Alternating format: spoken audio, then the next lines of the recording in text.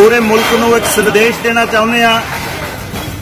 पूरी दुनिया के अंदर इस वक्त जो है हालात सारी दुनिया नूं पता हैं।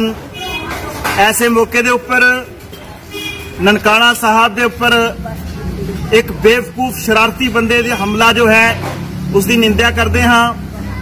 एक इंसान गलत होवे, बेशरम हो जाए, उसका कोई धर्म नहीं है।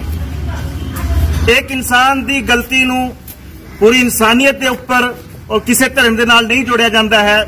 असी उहदी निंदा करते हाँ और साडा भाईचारा सिख मुस्लिम पूरी दुनिया दे विच इस वक्त कायम है और सदा ते कायम रहेगा। अज असी अपने पिंड दे अंदर दलेलगढ़ दे अंदर इसका सबूत दे रहे हाँ कि साडा भाईचारा अज तो नहीं बल्कि गुरु नानक मियां मीर ने कायम किया होया है। हरमंदर साहब की बुनियाद रख के यह साबित कर देता है कि हिंदू मुस्लिम सिख ईसाई आपस च सारे मिलके भाई भाई हैं। लेकिन जिहड़ी साडी सिखां दी और मुसलमानां दी गल वखड़ी है, ये बड़ी प्यारी और सांझी है।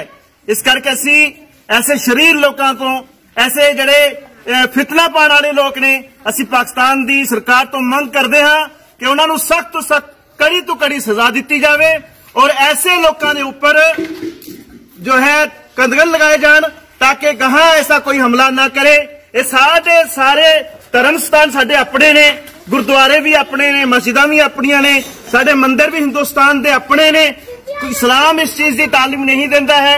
इस्लाम इस तालीम देता है कि प्यार और मुहब्बत, आपस भाईचारा, एक दूसरे की इज्जत एहतराम और हर एक दे गुरु घर की इबादत खाने का एहतराम और अदब इस्लाम का पैगाम है। असी अपने इस पिंड दलेलगढ़ दे वासी सारे मिलकर इस पैगाम नूं हुकूमत तक पहुंचाना चाहते हैं कि साडे दरमियान दरार न डालो।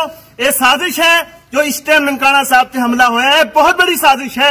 ऐसे टाइम के उपर जब हिंदू मुस्लिम और सिखा की और मुसलमानों की एकता साबित हो रही है, ऐसे टाइम के उपर एक साजिश के तौर पर यह हमला किया गया, असी मुजम्मत करते हैं।